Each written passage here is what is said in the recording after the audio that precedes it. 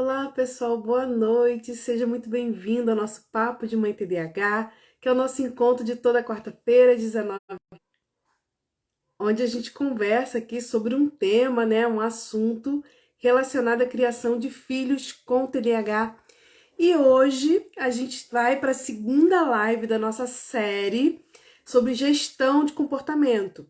Semana passada nós fizemos a primeira e falamos sobre o comportamento TDAH, de um modo geral, né? Quais são os comportamentos mais comuns no TDAH e aqueles que realmente tiram, né, as famílias aí do eixo, né? Que traz maior preocupação e maior dificuldade dos pais lidarem com esses comportamentos.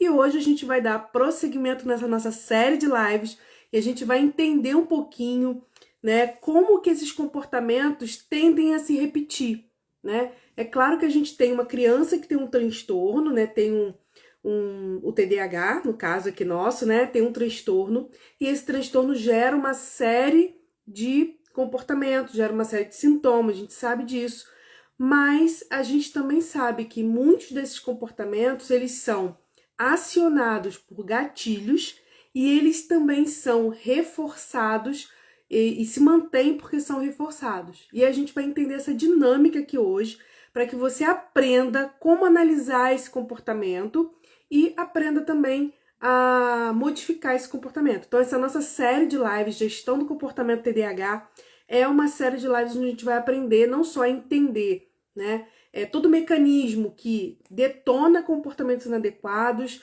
e reforça esse comportamento, mas também a gente vai aprender a diminuir comportamentos inadequados e aumentar os bons comportamentos, que é o que a gente deseja. Oi, Lilian, seja bem-vinda, boa noite. A gente está aqui, né, fazendo aqui a fala inicial, sempre uma contextualização, uma chamada aqui, né, para vocês estarem sempre conosco às quartas-feiras, que é o nosso papo de mãe, que acontece toda semana, a gente está sempre aqui conversando, né, e a gente está começando aqui essa nova série de lives, então a gente vai ter pelo menos 4, mas eu acredito que vai ser mais do que isso. A gente vai chegar, eu acredito, com mais 6 lives sobre esse tema, porque é um tema que realmente, né, mobiliza muito as famílias, né, os pais se sentem muito impotentes diante dos comportamentos inadequados dos filhos e acabam não sabendo como lidar, como fazer e sem querer acabam reforçando esse comportamento. Então o comportamento acaba se repetindo muitas vezes porque nós adultos acabamos reforçando o comportamento sem querer. Então a gente vai aprender a não fazer mais isso, né? A gente vai aprender a lidar com esses comportamentos de uma forma mais eficiente, tá? Tava com saudade? Você tá sempre aqui na live com a gente, né? E às vezes quando não dá para estar ao vivo, a gente já sente falta, né? E é isso aí. Seja bem-vinda novamente. Andressa também tá entrando. E a gente tá aqui, né, toda quarta-feira conversando. Para você que tá chegando agora aqui, né, no Instagram ou vai assistir essa live gravada lá no YouTube. Sou Juliana Deodato, psicóloga e psicopedagoga. Trabalho, né, com crianças, adolescentes e famílias de TDAH, ajudando, né, essas famílias a entenderem e lidarem melhor com seus filhos no dia a dia. Né? É um desafio, realmente é um desafio, mas é totalmente possível, né, a gente aprender formas mais eficientes de lidar com as crianças e ajudar essas crianças a se desenvolverem, né, e a terem sucesso na vida, que é o nosso grande objetivo, né, que as crianças consigam se desenvolver e ter sucesso na vida. Eu tô aqui toda semana conversando com você para a gente poder aprender juntas, né, a gente evoluir na aprendizagem dessas estratégias, na aprendizagem, né, desses conhecimentos que são tão importantes. E toda sexta-feira, aproveito aqui o convite, toda sexta-feira, 19h30, a gente também tem uma live aqui no Instagram, só que é uma live mais voltada para quem trabalha com crianças com TDAH. Então você que é psicóloga, psicopedagoga, né, professora, enfim, quem trabalha com crianças e adolescentes que têm TDAH, sexta-feira eu faço uma live especialmente para você, para te orientar, para te dar dicas, né, e orientações de como você pode lidar melhor com essas crianças, seja na sala de aula, seja no consultório, né, seja na avaliação ou seja na intervenção. É um momento que a gente tem para conversar, né? Mas uma fala mais direcionada ao atendimento às crianças, né? E não só a criação, né, dos filhos, mas o atendimento clínico mesmo, né? Pedagógico e clínico. Então, sexta-feira a gente tem a nossa live às 19h30, ok? Já demos aqui uns minutinhos, podemos começar. Deixa eu só ver quem tá aqui. Tá. Só pra gente situar mais uma vez, essa é a nossa segunda live da nossa série, né, de lives que a gente vai ter aqui, né? Provavelmente vai ter umas de 4 a 6 lives sobre esse tema, que é gestão do comportamento. E hoje a gente vai estar na segunda live, fizemos a primeira semana passada sobre comportamento TDAH, e hoje a gente vai entender um pouquinho como é que funciona esse mecanismo, né, de comportamento. A gente vai entender um pouquinho os gatilhos, a gente vai entender um pouquinho daquilo que costuma fazer com que o comportamento se repita no dia a dia. Oi, Lucília, seja bem-vinda. E diante dos comportamentos, né, das crianças com TDAH, muitos pais se sentem perdidos, se sentem andando em círculos. Por quê? Porque usam as estratégias, né, fazem a intervenção, agem diante do comportamento inadequado da criança, mas não vê mudança. Aí briga, bota de castigo, né, faz a intervenção, né, que for, cada família tem a sua forma de agir. Só que daqui a pouco a criança vai de novo. Daqui a pouco a criança vai de novo. Então, a tendência é esse comportamento persistir. E às vezes a gente não entende, meu Deus, mas ela tá fazendo terapia, ela tá tomando medicação, eu tô aqui junto, né, acompanhando. Por que esses comportamentos estão se repetindo? E é importante que a gente entenda isso, porque, infelizmente, nós adultos reforçamos esse comportamento inadequado sem querer. Então, assim, uma chave, né, que é importante para quem tem filhos com TDAH, eu falo isso sempre.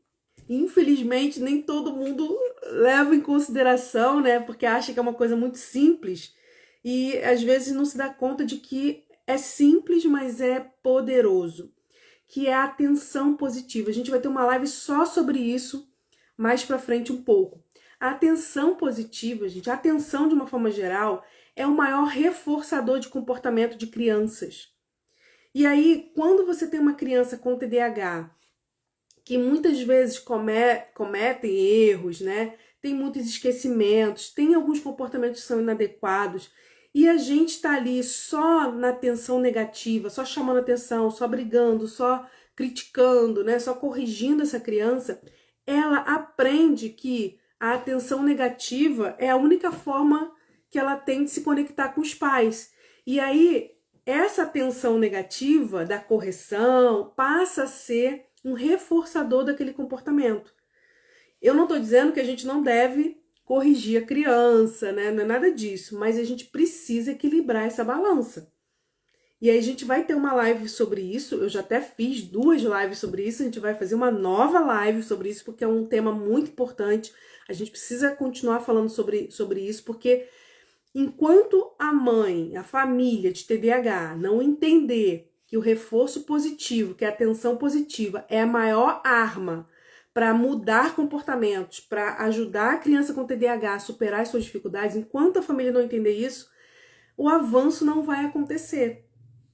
Então, a gente vai ter uma outra live, a terceira live sobre isso, e eu não vou me cansar de fazer live sobre o mesmo assunto, porque é importante que vocês entendam, e não só entendam, mas também saibam fazer isso na prática, tá? Então, assim, o comportamento da criança muitas vezes é reforçado pela gente, né? Pelos adultos, pelos pais, porque muitas vezes os pais não sabem como lidar e acabam reforçando esse comportamento sem querer, né? Então, quando uma criança chega lá no consultório, né, para ter um atendimento com a gente, o que chega, né, como queixa? Chega uma queixa relacionada principalmente ao comportamento da criança. É uma criança que chora muito, uma criança que tem crises de raiva quando ela não consegue aquilo que ela quer, é uma criança que se desregula muito emocionalmente, né, quando ela não tem aquilo que ela né, que ela deseja do jeito dela, na hora que ela quer, quando ela se frustra. Então, assim, é o comportamento inadequado. Quando alguém mexe nas coisas dela, ela bate. Então, assim, esse comportamento inadequado é que chega pra gente lá no consultório. E muitas vezes, né, e aí eu aproveito para chamar a atenção até dos psicólogos e dos psicopedagogos, né, e dos pais também, que muitas vezes a gente foca no comportamento, querendo mudar o comportamento da criança, querendo que ela deixe de fazer aquilo que a gente não quer que ela faça, mas a gente não se atenta para duas coisas. Primeiro, para que a gente mude um comportamento, a gente não atua diretamente no comportamento. E eu vou explicar como e por quê. E o segundo é que, muitas vezes, para a gente mudar um comportamento inadequado, a gente vai ter que investir no ensino, no treino, na valorização de comportamentos adequados que a criança precisa aprender. Então, não adianta só a gente focar em diminuir comportamentos inadequados se a gente não muda, né, na nossa atuação, no nosso foco, no aumento dos comportamentos adequados. Porque senão, gente, a gente vai trabalhar para diminuir esse comportamento inadequado, só que esse comportamento inadequado, quando começa a diminuir, a criança não sabe o que fazer no lugar dele. E aí, como ela só conhece esse repertório de comportamento, a tendência é ela voltar para o comportamento inadequado novamente. Então, quanto mais atenção a gente coloca nesse comportamento inadequado, a gente acaba indiretamente, né, ou sem querer, reforçando esse comportamento. Então, o ideal é que a gente comece a investir a atenção positiva nos comportamentos que são adequados, ou aqueles comportamentos que a gente gostaria que a criança, né, repetisse, né, e tivesse no repertório dela, ok? Agora, para a gente fazer isso, não adianta a gente querer fazer isso na hora que a coisa tá pegando. Não adianta a gente querer fazer isso na hora que a gente está com a cabeça quente, que o problema está acontecendo. A gente tem que parar para analisar a situação um pouco de fora, né? Ou analisar a situação de longe um pouco. Porque quanto mais a gente se afasta do problema, mais a gente amplia o nosso olhar em relação ao que está acontecendo. Quanto mais a gente estiver próximo do problema, né? Próximo da situação que está nos estressando, que está nos tirando dos eixos, menos a gente consegue enxergar como realmente as coisas são. Então é preciso sim, mãe, você parar um momento para pensar e analisar os comportamentos inadequados do seu filho, para a partir disso conseguir agir de uma forma mais eficiente. Senão, você vai continuar apagando incêndio. E geralmente quando a gente apaga incêndio, a gente está estressado, a gente está ali envolvido emocionalmente no problema e a gente acaba não sendo tão efetivo como deveria ser, ok? Então, é importante sim que a gente faça esse momento, né, de recuar um pouco, de parar num momento de tranquilidade, um momento onde as coisas não estão, né, acontecendo de fato, parar para pensar, parar para analisar aqueles comportamentos que estão acontecendo e que não são comportamentos adequados, né? Comportamentos que você gostaria que seu filho tivesse, ok? Então, olhar um pouco de fora, né? A gente faz com que a gente consiga enxergar um pouco melhor a situação. Por isso que, às vezes, é importante a gente ter a ajuda de um profissional. Porque o profissional, como ele não está envolvido emocionalmente com a situação, ele consegue ter esse olhar um pouco mais de fora e te ajudar a pensar, e te ajudar a enxergar coisas que normalmente você não enxergaria, tá? Então, ó, eu tô vendo aqui que entrou psicopedagoga, né, psicólogas que entraram aqui. É nossa função ajudar os pais a enxergarem esse comportamento da criança de uma forma mais ampla, né? E não só focar no que a criança fez, mas ampliar esse olhar. E o nosso papel enquanto profissional é ajudar essas famílias a ampliar esse olhar. Porque a tendência é a família chegar focado muito no que a criança fez. A criança, ela grita, a criança, ela joga coisa no chão, ela me bate, ela bate nos amigos. É isso que geralmente a família relata. É isso que a família está focando. Mas cabe a gente, né, psicólogos, psicopedagogos, cabe a gente ampliar esse olhar. Porque não conseguimos mudar o comportamento da criança sem entender todo o contexto que envolve o antes e o depois desse comportamento. Porque muitas coisas podem estar acontecendo antes que podem estar provocando esses comportamentos e muitas coisas podem estar acontecendo depois que podem estar reforçando esse comportamento. Então, essa análise ela é essencial. E aí, nós, né, profissionais, precisamos, né, quando a gente recebe essas queixas, né, quando a mãe chega, a família chega pra gente, começa a relatar os comportamentos e tudo mais, a gente precisa fazer essa análise funcional, né, desses comportamentos para identificar todo o contexto, né, que está gerando esse comportamento e que está mantendo esse comportamento. Inclusive, para a gente poder identificar se esse comportamento faz parte de um quadro TDAH, por exemplo, se faz parte de um quadro de TOD. Como que a gente vai saber se aquela explosão de raiva que a criança tem é uma explosão de raiva relacionada ao TDAH ou relacionada ao TOD? Como que eu vou saber? Se eu fizer uma análise funcional, provavelmente eu vou ter essa resposta, né? Claro que não é só isso, mas isso ajuda a gente a entender todo o contexto do comportamento. Boa noite, Alda, seja bem-vinda. Então, é essencial a gente fazer isso, né? Entender o que fez esse comportamento surgir, porque o comportamento, gente, não aparece do nada, né? Muitas vezes a gente fala isso, né? Ah, é do nada. Do nada eu fiquei nervosa, do nada eu fiquei com raiva, do nada a criança começou a gritar. Não é do nada. Tem algum gatilho. Talvez a gente não esteja conseguindo identificar que gatilho foi esse. Talvez esse gatilho não seja um gatilho externo, que a gente consiga observar. Pode ser que esse gatilho seja interno, um pensamento, né? Alguma lembrança, alguma emoção que surgiu, alguma sensação no corpo que pode ter desencadeado aquele comportamento, mas tem um gatilho sempre, porque nenhuma bomba explode do nada. Toda bomba ela vai explodir se alguma coisa acender o pavio, né? E outra coisa que a gente precisa analisar é o que aconteceu então, após esse comportamento da criança, o que aconteceu que fez com que esse comportamento parasse, né? Então, vou dar um exemplo para vocês.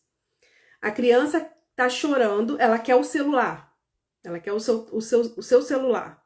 E aí ela te pede e você não dá. E ela começa a chorar.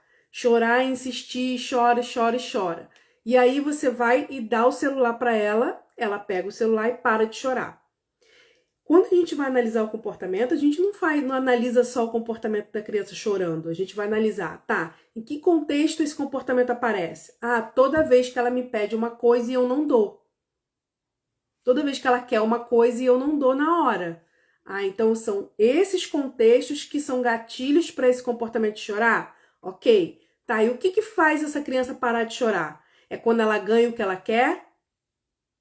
Porque se é quando ela ganha o que ela quer, será que a gente está eliminando o comportamento inadequado de chorar ou a gente está reforçando esse comportamento?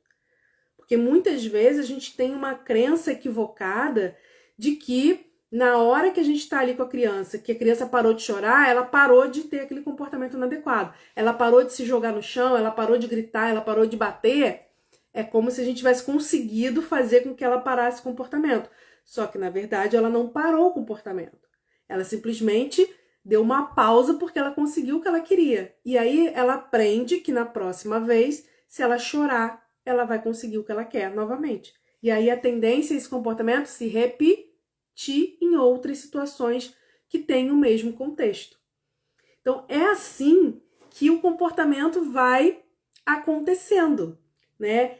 Quando eu faço análise funcional do comportamento, às vezes eu faço com algumas famílias, e às vezes eu faço até com a criança. Deixa eu pegar uma aqui para mostrar para vocês, peraí. Deixa eu pegar aqui. Acho que esse aqui dá. Só um minuto. Esse aqui. que eu costumo fazer às vezes com a criança, né, para ela entender, ou às vezes até com os pais também. Eu pego e faço uma análise em cadeia. Essa análise em cadeia é como se a gente analisasse toda a sequência que desencadeou, né, e que fez aquele comportamento surgir, que fez o comportamento parar. Então, às vezes eu faço assim com a criança. Ó, eu pego tirinhas, né? E aí eu peço para a criança poder escrever aqui, ou ela fala e eu escrevo, enfim. Escrever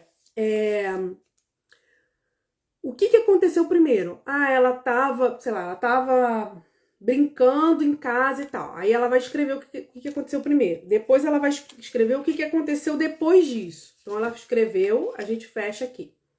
Aí depois ela vai e escreve qual foi a sequência desse comportamento.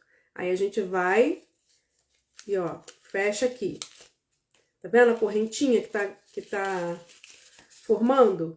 Depois ela vai e coloca aqui, então eu tava brincando, meu irmão chegou e pegou meu brinquedo. Então eu fui lá e bati nele. E aí a gente escreve e bota aqui. Então a gente vai criando uma corrente com vários elos que mostram desde quando ela estava, né, normalzinha, sem aquele comportamento inadequado, o que aconteceu para ela mudar o comportamento, qual foi o comportamento que ela teve e o que aconteceu depois. Tá, e depois que você bateu no seu irmão, o que aconteceu?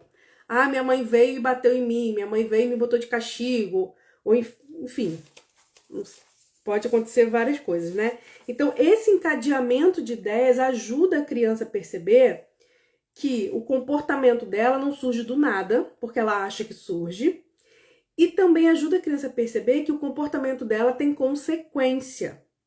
Que no TDAH, isso é difícil da criança perceber.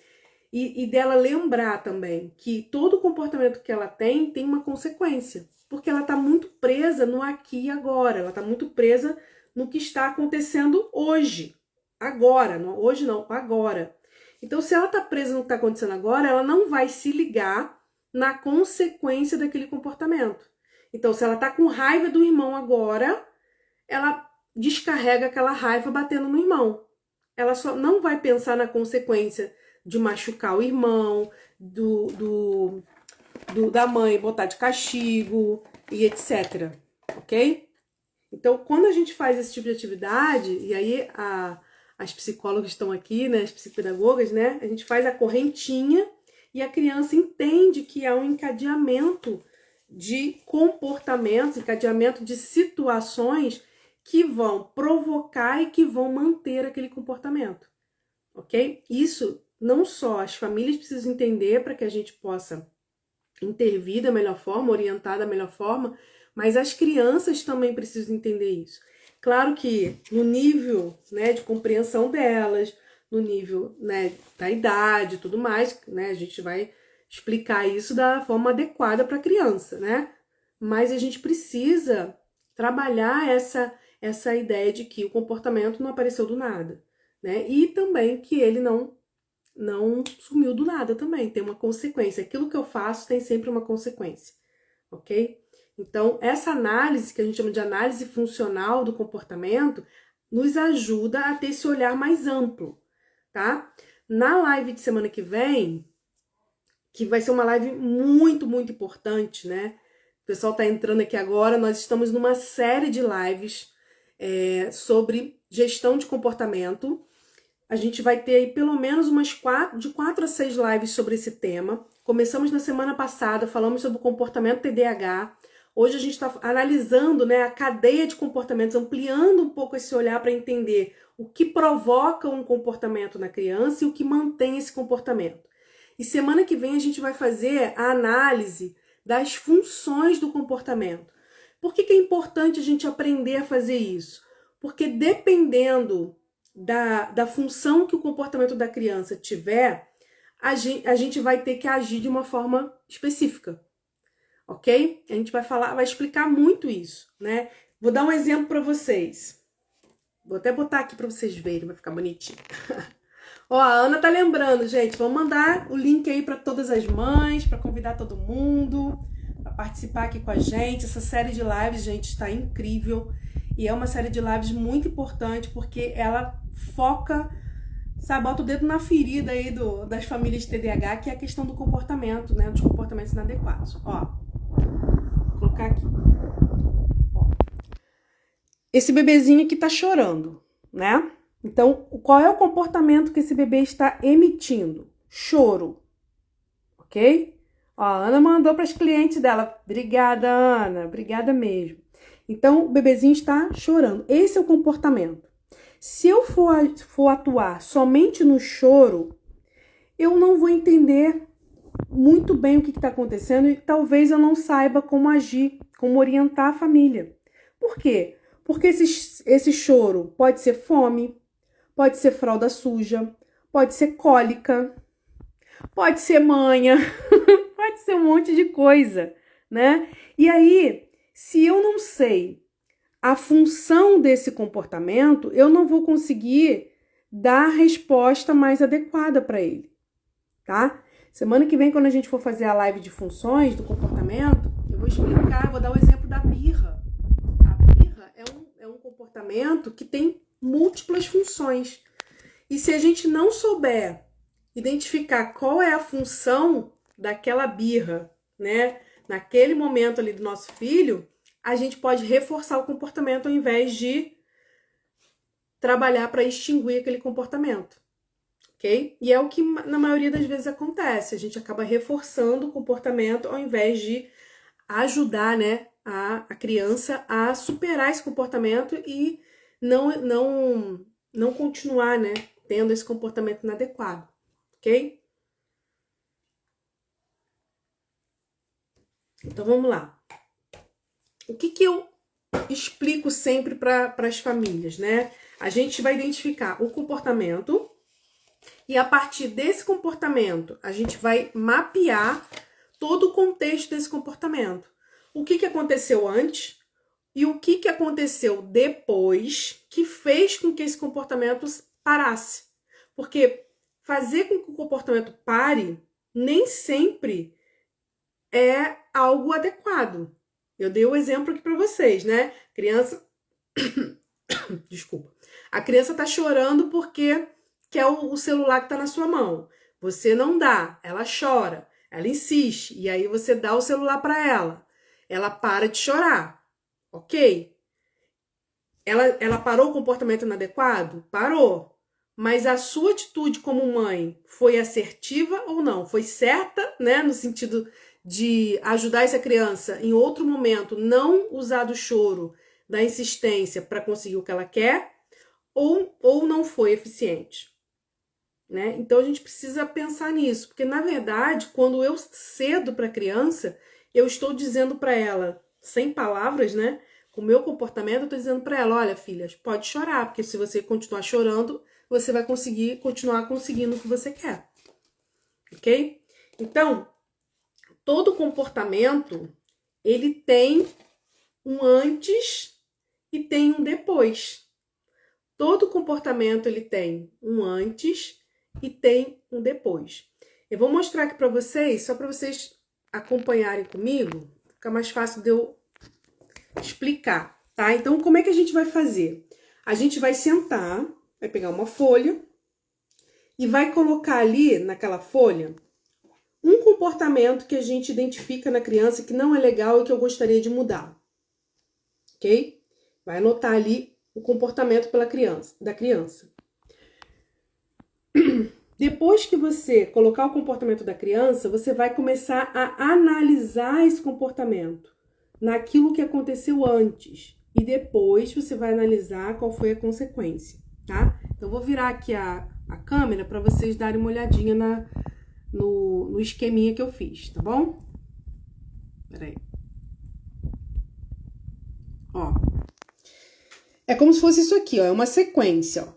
Aqui tá o comportamento, a ação feita pela criança, ok? A gente vai registrar o comportamento da criança e a gente vai colocar o antecedente, quer dizer, o que veio antes, o que estava acontecendo antes da criança começar com esse comportamento. Quanto mais detalhe a gente colocar, quanto mais informações a gente colocar, melhor vai ser para nossa análise. E depois a gente vai colocar a consequência, né? Quando que parou? Então, no caso do choro, né? Quando que parou? Quando eu dei o celular para ela. Quando que parou? Quando eu dei uns tapas nela e botei ela pro quarto, ela foi pro quarto, chegou lá, ela parou de chorar. Então, o que parou? Quando eu disse não e ela entendeu o não e parou de chorar. Enfim, a gente vai colocar aqui também a consequência, tá? Então, aqui tem algumas perguntinhas. Depois dessas perguntinhas, gente, quem tá lá no nosso grupo do WhatsApp de mães, inclusive eu quero já agradecer, vou até virar a câmera. Eu quero já agradecer a todas as mães que estão entrando, né, que entraram lá no nosso grupo do WhatsApp, grupo de mães TDAH. Hoje nós chegamos à marca de 300 mães. Gente, é muita mãe, é muita mulher, né? Mas 300 mães lá no grupo. Hoje chegamos a essa marca. Fiquei muito feliz, né? E cada dia, né, a gente tem recebido mais mães. E é um grupo, gente, que não é aquele grupo bagunçado, aquele grupo, sabe, meio zoneado, não é, não. Quem tá lá pode colocar aqui nos comentários. É um grupo organizado, é um grupo focado, é um grupo que as pessoas se respeitam, né? E é um grupo onde a gente se acolhe e, ao mesmo tempo, né, traz orientação, traz, enfim, dicas, né, pro dia a dia, tá? Então, se você ainda não tá lá no grupo, corre, entra lá, porque ainda dá pra entrar, gente.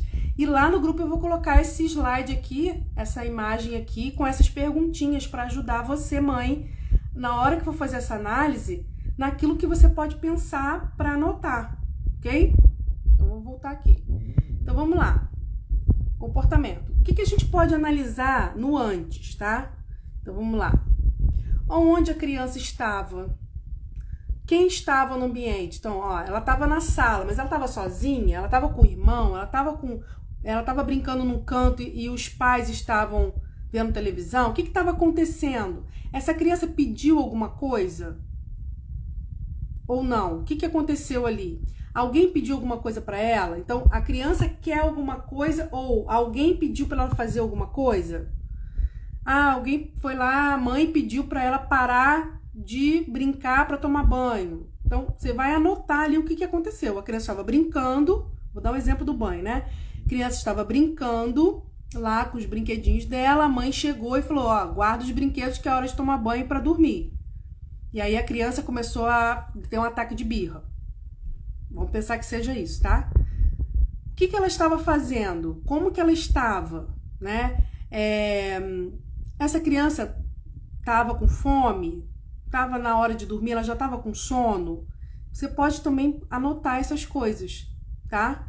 Ela estava com sono, já estava tarde, ela não dormiu, naquele dia ela não dormiu à tarde, então ela já estava meio enjoadinha. Então você vai anotando todo o contexto que essa criança estava antes um pouquinho dela ter aquele comportamento, ok? Aí você vai relatar o comportamento, o que ela fez, né?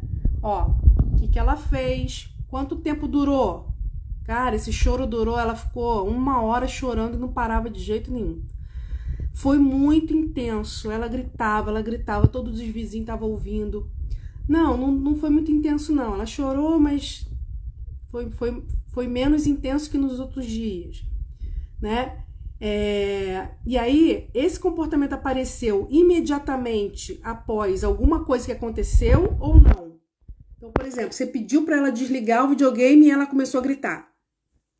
Ou não, você pediu para ela desligar o videogame e só depois de um tempo que ela começou a ter aquele comportamento. Gente, pode parecer que não faz diferença, mas faz diferença. Para quem está fazendo a análise, para quem vai dar orientação para você de como você vai intervir nesse comportamento, faz diferença sim, tá? E vamos lá para a consequência. O que fez esse comportamento parar? Alguém chegou perto? Então vamos lá, vamos dizer que a mãe estava brigando com a criança ali, estava falando com a criança começou a gritar, o pai chegou e a criança parou. Foi isso que aconteceu? né? O que essa pessoa fez? Quer dizer, o pai chegou, ele fez alguma coisa? Ou não? Ele só entrou na sala e foi suficiente? Ele falou alguma coisa? Fez alguma coisa? Quando que parou? Teve alguma coisa que foi retirada? Então, vou dar um exemplo de bebê, tá? A criança tá chorando, você tirou a fralda suja. Você retirou alguma coisa e ela para de chorar. Foi isso que aconteceu, né? Você retirou alguma coisa e aquilo fez com que ela parasse. Bom? Vamos voltar pra cá. Ai. Então, assim, são algumas perguntas. Claro que você pode anotar outras coisas, mas quanto mais rico for esse relato, mais fácil vai ser você analisar depois. Porque depois que você colocou no papel, o que aconteceu antes? Qual foi o comportamento da criança? E o que aconteceu depois? Você vai conseguir identificar, né? Porque esse comportamento se repete. Você vai conseguir identificar quais são os gatilhos. O que são gatilhos? São elementos que acionam aquele comportamento. Ok?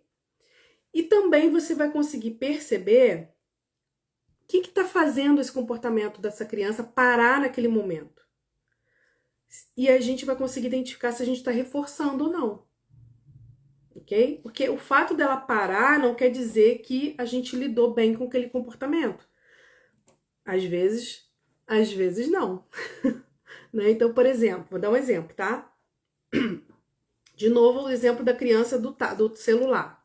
A criança foi lá, pediu o celular, você disse não. Ela insistiu, você disse não de novo. Aí ela começa a chorar, começa a fazer uma birra ali. E aí você diz não, ela intensifica a birra. E aí você fica de saco cheio daquilo e você dá o celular para ela. Ela vai, para de chorar, vai pro cantinho e começa a jogar. Começa a mexer no celular. A sua atitude fez o comportamento parar na hora. Mas a sua atitude ensinou para o seu filho que na próxima vez que ela quiser o celular e você não quiser dar, é para ela chorar de novo que ela vai conseguir o celular. Ok? Agora vamos imaginar que a criança pediu o celular, você disse que não ia dar, ela começa a chorar e você mantém a sua postura de que não vai dar e sai, vai fazer suas coisas e ela fica chorando lá um tempo, enfim. Vamos imaginar que tenha acontecido isso. Ela vai chorar um tempo, mas daqui a pouco aquele choro vai parar. Na outra vez que a mesma situação acontecer, ela vai chorar de novo? Provavelmente vai. Mas você vai manter a mesma postura. Vai chegar um tempo, e não vai demorar muito, que ela vai entender que não adianta ela chorar porque você não vai dar. E aí ela vai parar de chorar. Então, assim, o nosso comportamento, ele pode tanto, né, sem querer, estar provocando o comportamento da criança, quanto também pode estar reforçando, como a Bibiane colocou, né? Reforçou o comportamento. E a gente faz muito isso sem querer. Muito isso.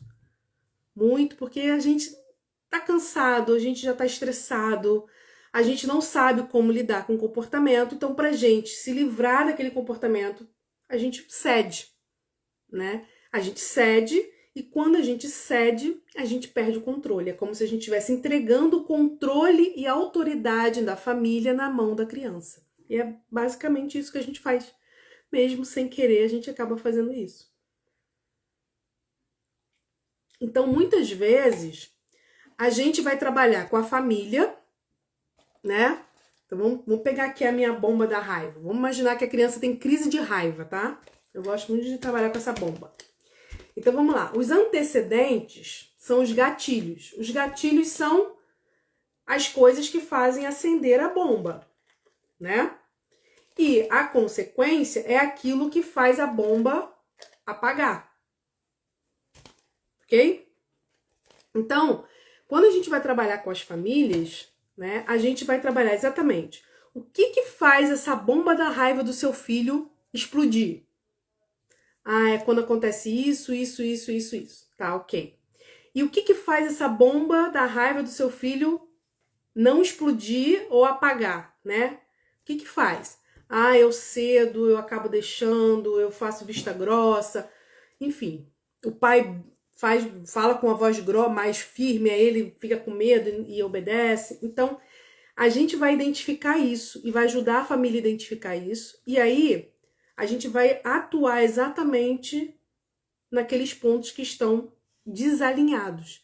Pode ser no gatilho e pode ser na consequência ou pode ser nos dois, tá?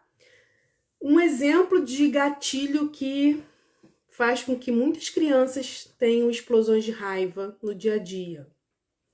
Uma casa, né, um ambiente familiar que não tem uma rotina mínima organizada.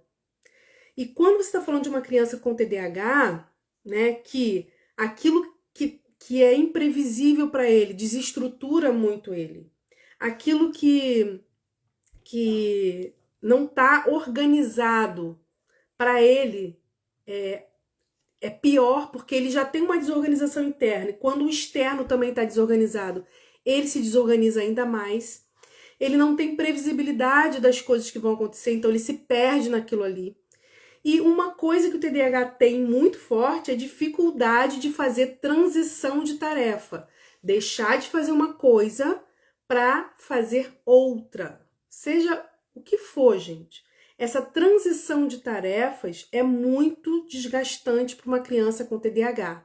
Se você tem uma criança com TDAH e você não tem uma rotina mínima organizada, onde essa criança sabe quais são os momentos que ela vai ter transição de tarefas, tipo, parar de brincar para estudar, parar de estudar para brincar, parar de brincar para tomar banho, todas essas transições, né? Parar de brincar com brincadeiras mais agitadas para brincar com brincadeiras mais calmas. Todas essas transições de tarefas, se você tem uma rotina organizada na sua casa, a tendência, né, com o tempo, é a criança ir se adaptando àquela rotina e essas explosões de raiva diminuírem. Porque ela vai estar sendo trabalhada nessas transições que muitas vezes para a criança ela tem dificuldade. Então, uma rotina, uma casa, né, uma família que não tem uma rotina minimamente organizada, é um gatilho para explosões de raiva. É um gatilho para a criança ter choro, birra e raiva toda vez que ela tem que parar o que ela está fazendo para fazer outra coisa. Entende? Então, o problema é o TDAH? Tudo bem, ela tem um transtorno, o transtorno predispõe ela a ter explosões de raiva nessas situações, mas a gente já sabe disso. Então, a gente tem que fazer o quê? Se antecipar a criança, se antecipar o sintoma. Porque senão a gente vai ficar refém do sintoma. Então, o que a gente faz? Para minimizar isso, um exemplo é organizar uma rotina onde a gente vai trabalhar com essa criança, né, a previsibilidade das ações que ela vai executar durante o dia e também essas transições de tarefas, transições de atividades que ela vai ter durante o dia também. Então, esse é um exemplo clássico relacionado a TDAH de situações de gatilho que nós, muitas vezes, criamos, né, em casa como um problema. E quando a gente vai conversar com as famílias de TDAH, e não só de TDAH, né? Até a Ana Luísa Rosa tá aqui, que fez a live com a gente, né? Ela trabalha com rotina educativa, atende famílias, né? Organizando rotinas com as famílias. E não só de famílias de TDAH, muitas famílias, se não a maioria, não tem uma rotina mínima organizada. Que eu falo rotina mínima organizada é que a criança saiba dessa rotina e que ela entenda que há uma sequência de ações minimamente organizadas, né? E que ela tenha ali uma previsibilidade de tempo, de horários e tudo mais. Não é uma rotina fixa, mas é uma rotina onde ela sabe que as coisas vão acontecer num determinado tempo e numa determinada sequência. Então, essas famílias que não têm essas rotinas, se tem um filho com TDAH, a tendência é essa família, esse ambiente familiar ser um gatilho enorme para grandes explosões de raiva.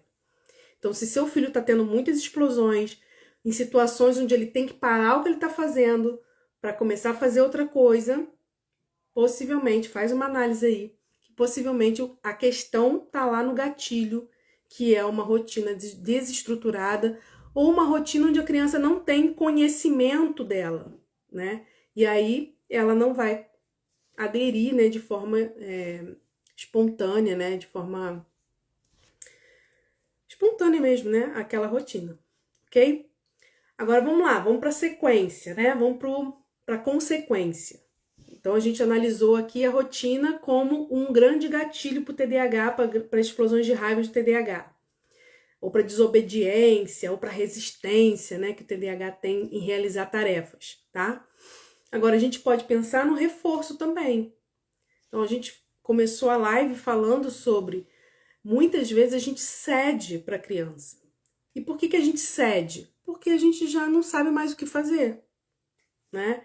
E aí eu sempre explico para as famílias que quando a gente vai começar, a gente faz toda essa análise, né? Quando a gente vai começar a trabalhar com uma mudança de atitude dos pais frente ao comportamento da criança, para esse comportamento dela diminuir a frequência, a tendência é essa criança piorar muito o comportamento dela. Então eu sempre aviso os pais, preparo os pais para entrar no furacão. Porque a tendência é piorar, ok? Por que piora? Porque a criança está acostumada a ter aquilo que ela quer, por exemplo, do celular, né? Ela está acostumada a chorar e ter o celular. No dia que você não dá o celular para ela, o que ela vai fazer?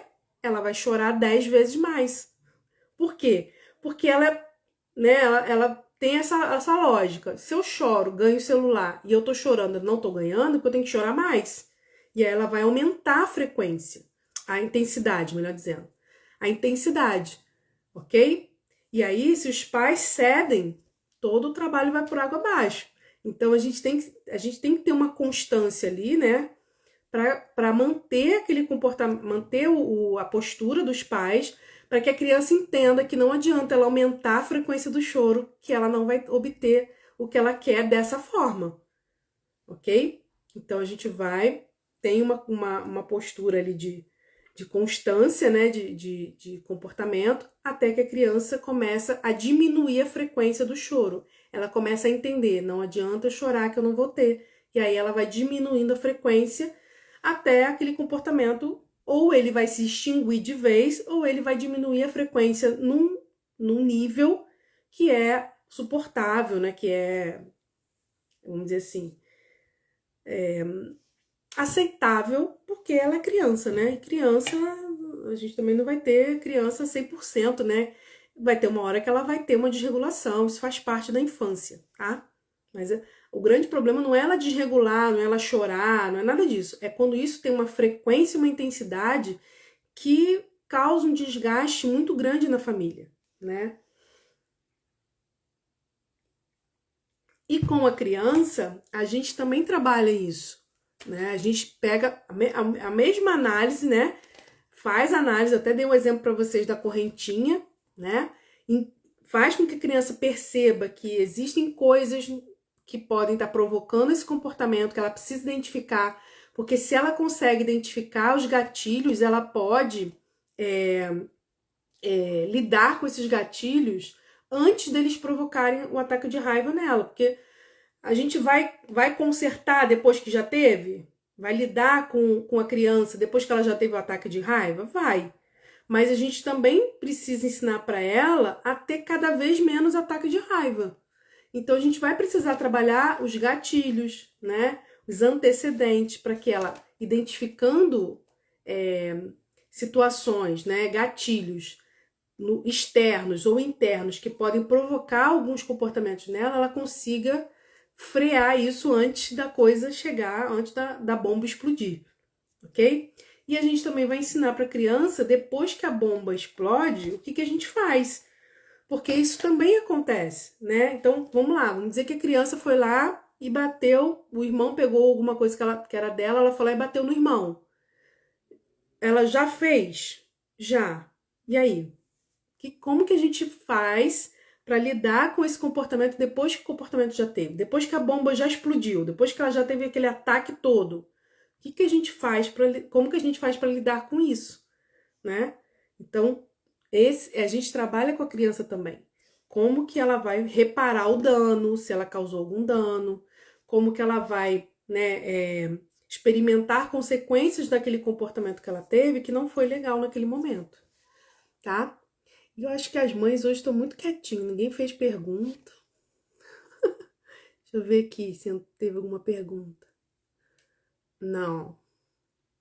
Alguém tem alguma pergunta até aqui? Eu já falei bastante, né? Já falei bastante. Vamos ver se alguém tem alguma pergunta. Mas o que eu quero frisar, gente? Vou recapitular aqui. Primeiro, a gente precisa parar, né, para analisar esse comportamento da criança de uma forma mais ampla. Não adianta só ficar focando, a criança chora, a criança bate, a criança grita. Não adianta a gente focar só nisso, porque a gente não vai conseguir tirar isso de um dia para o outro, de uma hora para outra. A gente vai ter que entender qual é a função desse comportamento, por que esse comportamento está aparecendo. Por que ela bate ao invés de chamar a mãe? Por que ela chora quando ela ouve um não? O que está acontecendo ali, né? Então a gente precisa entender isso. Então a gente vai analisar, anotar o comportamento que aconteceu, vai analisar tudo o que estava acontecendo antes do comportamento aparecer, o que provavelmente provocou esse comportamento, e a gente vai analisar o que aconteceu depois para essa criança parar, que fez com que ela parasse o comportamento. O que aconteceu, o que alguém fez, né, que fez essa criança, o comportamento dela parar.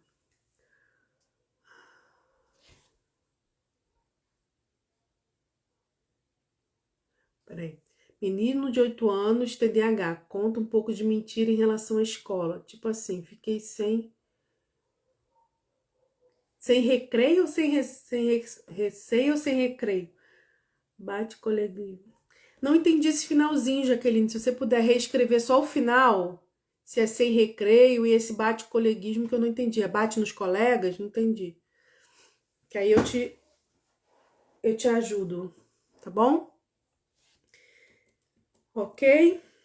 E pra gente partindo aqui pro final, enquanto a Jaqueline vai colocar aqui a pergunta dela, sem recreio, né? Mentira em relação à escola. Tá, mas que tipo de ele mente que ficou sem recreio? Não entendi. Bate no coleguinha e fica sem recreio? Uhum. Olha só. Essa questão do recreio é meio polêmica, né? Eu vou dizer assim, claro que a escola, ela muitas vezes ela fica sem alternativas ou sem um repertório do que fazer quando a criança bate no colega. Porque muitas vezes, eu falo porque eu trabalho em escola, tá? Mente que ficou sem recreio. Geralmente a criança mente que não ficou, né?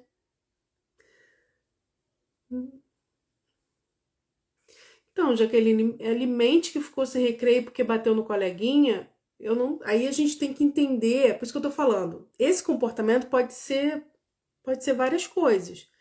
Será? Não sei, tem que ver o que tá acontecendo para ele mentir para você que ficou sem recreio, ou ele tá mentindo que não ficou sem recreio. Ele tá dizendo para você que não ficou sem recreio, mas ficou. É isso? Ele tá dizendo que não ficou sem recreio, que foi pro recreio normalmente, mas na verdade ele ficou sem recreio, porque bateu no colega. É porque eu não tô entendendo.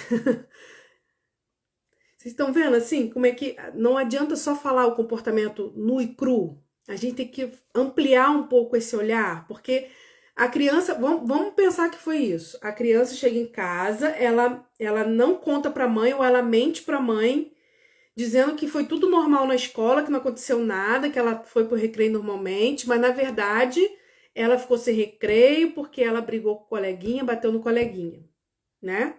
Vamos pensar que é isso. O que acontece? Isso é um comportamento. A gente precisa entender qual é a função desse comportamento, porque a mentira, ela tem uma função, né? Ela geralmente tem pode ter várias funções. Ela pode ter a função de enganar o outro, ela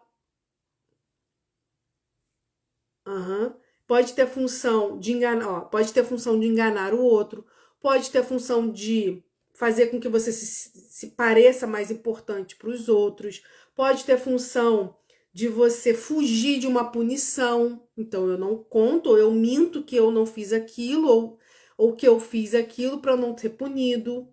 Pode ter a função de chamar a atenção, né? Pode ser, por exemplo, vou dar um exemplo, tá, Jaqueline? Não tô falando que é do seu filho, não, tá? Pelo amor de Deus, porque eu nem conheço seu filho, nem sei o que aconteceu. Mas vamos imaginar que ele não gosta da professora e ele quer prejudicar a professora, quer que a professora, sei lá, que você vá lá e brigue com a professora de alguma forma. Ele pode chegar em casa e começar a inventar que ela brigou com ele, que ela deixou ele sem recreio, que ela isso, que ela aquilo outro, um monte de mentira que não é. E aí você vai pau da vida para a escola brigar com a professora com coisas que ele inventou. Então, assim, tanto a mentira como qualquer outro comportamento, ele pode ter várias funções. E a gente precisa ampliar essa análise para identificar qual é a função, tá? Então, voltando lá no exemplo da criança que não conta para a mãe que ficou de castigo na escola. Possivelmente, né, é provável que essa criança esteja mentindo para a mãe que não ficou de castigo na escola porque ela está com medo de ser punida de novo em casa. Então, para ela, se ela contar que ela ficou sem recreio, que ela bateu no coleguinha, pode ser que a mãe bata também, que a mãe brigue, que a mãe bote de castigo. E para ela fugir da punição ou da consequência, ela mente. Isso pode acontecer, ok? Mas a mentira pode ter outras funções também, como eu listei aí para vocês, tá? Então, para a gente caminhando aqui para o final. Toda vez que a criança tem um comportamento, seja um comportamento adequado ou seja um comportamento inadequado, se esse comportamento atinge o objetivo dela, ela vai tender a repetir esse comportamento. Então, a gente não vai conseguir mudar o comportamento da criança se o comportamento que ela está tendo está dando resultado para ela. Ah, Juliana, mas ela sofre quando ela tem esse comportamento, ela fica de castigo, eu brigo com ela. Ok, isso, gente, se chama atenção negativa. E quando a gente fala de crianças com TDAH, em muitos casos, a atenção negativa é a única atenção que essa criança ganha. Ou pelo menos é a maior atenção que ela ganha durante o dia. E ela aprende que a atenção negativa é melhor do que nada. Ou que a atenção negativa é a única atenção que ela vai ter. Então, assim, a gente precisa ter um olhar sobre isso. A gente vai ter uma live sobre isso, sobre atenção positiva, atenção negativa, porque isso é muito perigoso. Isso atinge diretamente na autoestima da criança.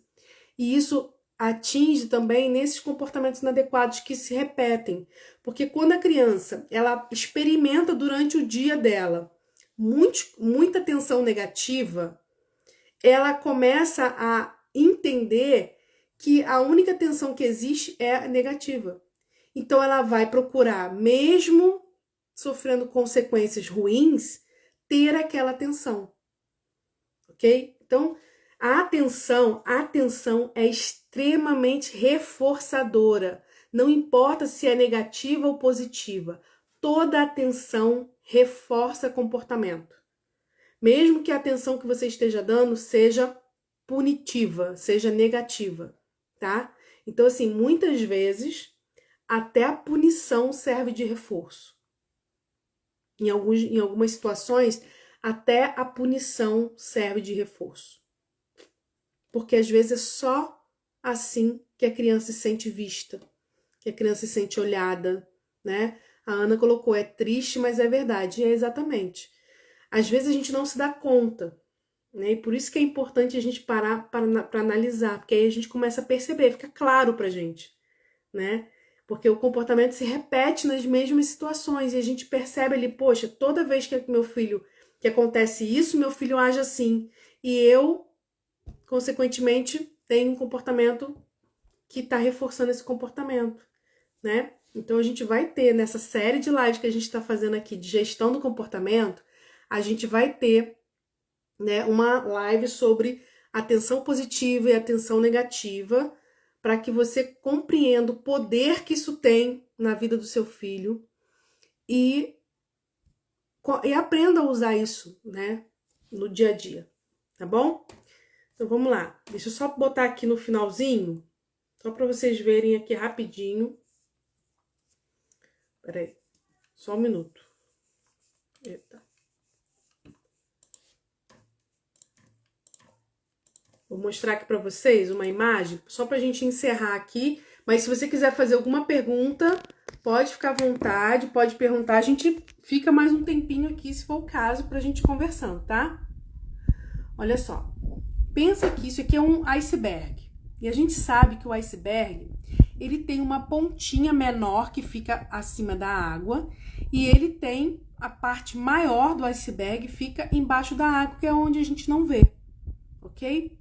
E aí, quando a gente está olhando só para o comportamento da criança, a gente está olhando para aqui, ó, para essa parte visível do iceberg.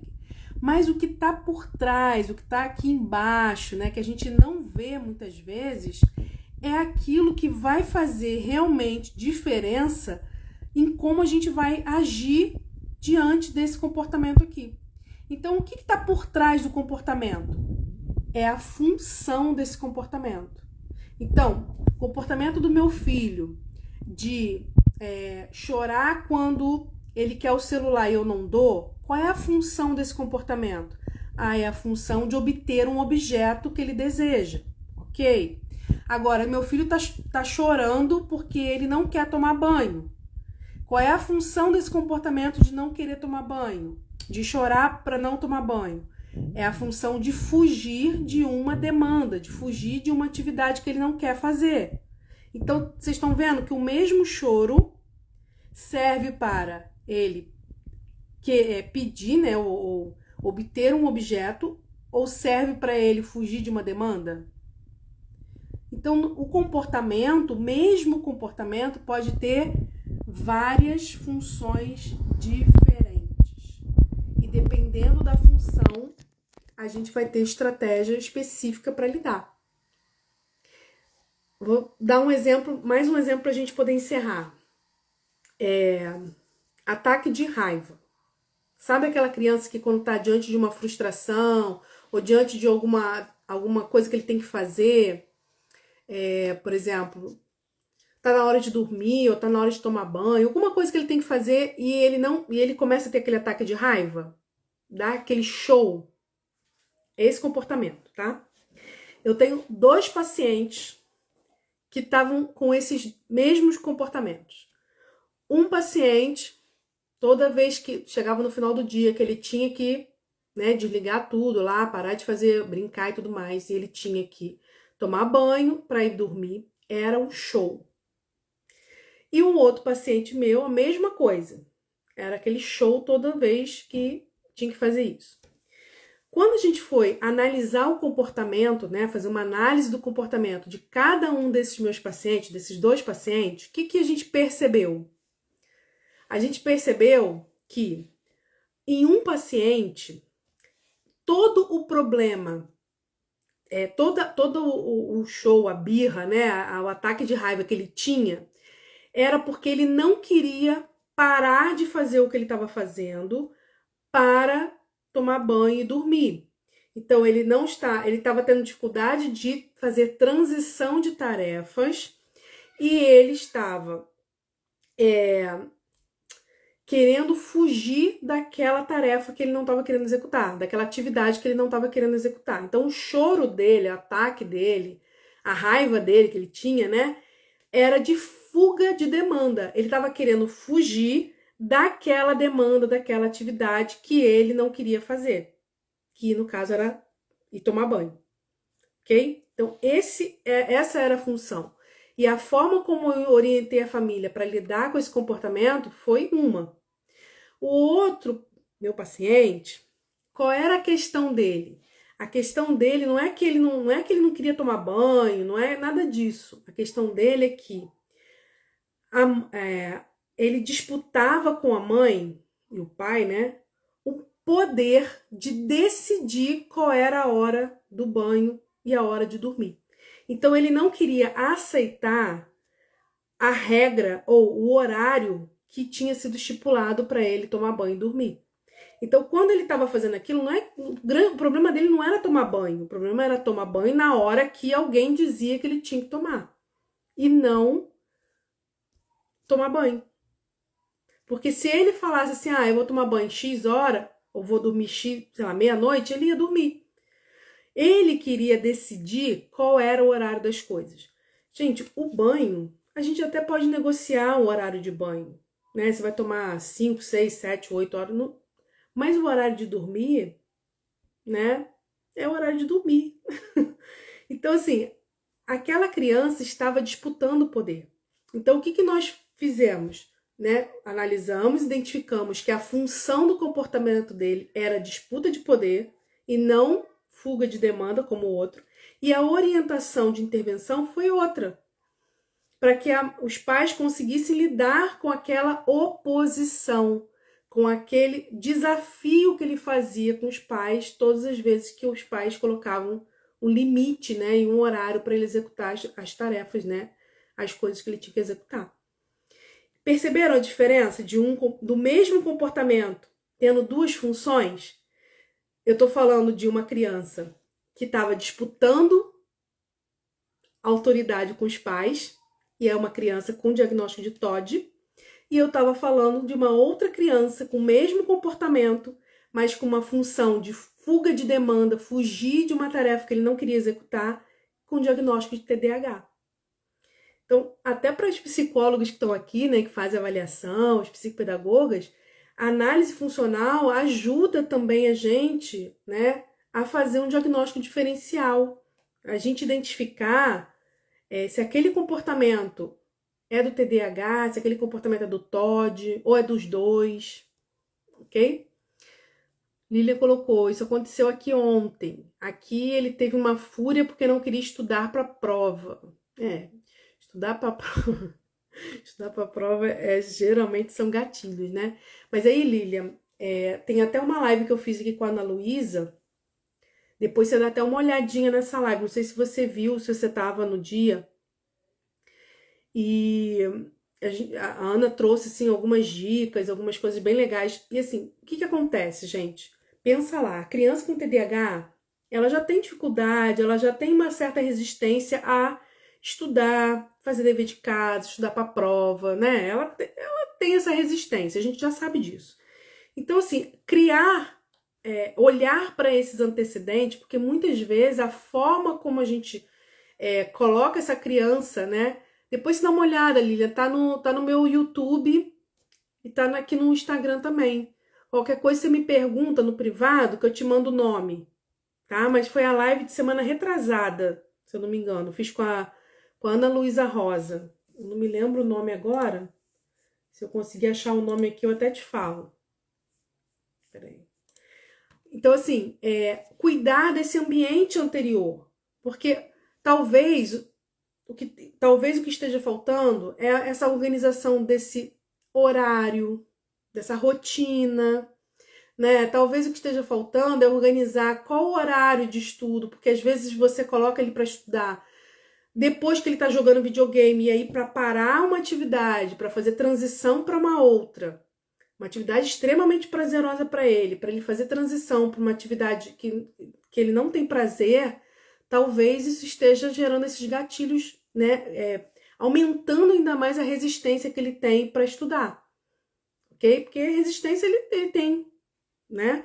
Mas às vezes a gente está aumentando mais ainda quando a gente não cuida desses antecedentes. Então, uma rotina com horário, com local adequado, um ambiente agradável, né? Uma forma mais prazerosa e mais agradável dele iniciar essa atividade.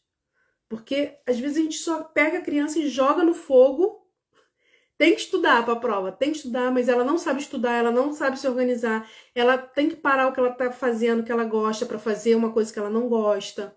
Então, assim, esses antecedentes, muitas vezes, podem estar colocando mais lenha na fogueira, tá? Mais lenha na fogueira, porque a dificuldade e a resistência, geralmente o TDAH tem mesmo. Deixa eu falar aqui o nome da live. Ah, achei, Lilian. Como ajudar seu filho com o TDAH nas atividades escolares? Acho que a penúltima live que eu fiz com a Ana Luísa Rosa. Depois você dá uma olhadinha lá, porque tem bastante dica boa, tá?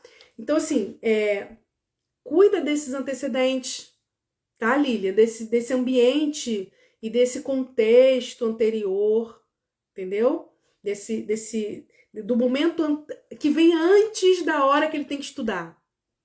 Que esse antes pode estar intensificando essa resistência, tá? A resistência ele pode ter pelo próprio TDAH mesmo, que geralmente não gosta e tudo mais, né?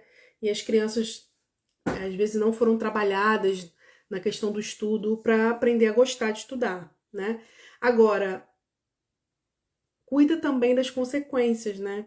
Então, assim, reforço positivo, atenção positiva, quando ele estuda, quando ele faz atividade, quando ele senta ali para fazer, né? O esforço que ele emprega para estudar. Então, assim, reforçar isso também ajuda a aumentar esse comportamento, tá bom? Nada. Espero que te ajude. Pessoal, mais alguma pergunta? Podemos encerrar aqui. E aí eu vou encerrar dando 2 recados. O primeiro, toda quarta-feira a gente tem nosso Papo de Mãe TDAH aqui no Instagram às 19 horas. Estamos numa série de lives sobre gestão do comportamento. A live de hoje é a nossa segunda live da série. Semana que vem a gente vai aprender a identificar as funções do comportamento e não reforçar o comportamento inadequado da criança. Então eu vou ensinar você a identificar a função e como você você aprender a não reforçar esse comportamento inadequado. Semana que vem. E a gente vai ter outras lives sobre esse tema ainda todo mês de abril e início de maio, tá? E você que é psicóloga, psicopedagoga, quer aprender um pouquinho mais sobre TDAH, sexta-feira, 19h30, a gente tem a nossa live de profissional para profissional. E nessa sexta-feira a gente vai falar sobre anamnese. Então, quando você recebe um paciente com TDAH, já diagnosticado ou não, e você vai fazer anamnese com a família, eu vou te mostrar ali quais são os pontos chaves da anamnese que você tem que ter uma atenção redobrada quando você está com uma criança que tem TDAH ou que tem uma suspeita de TDAH. Então, sexta-feira a gente se encontra e vai ser muito bom bater esse papo com vocês, tá bom?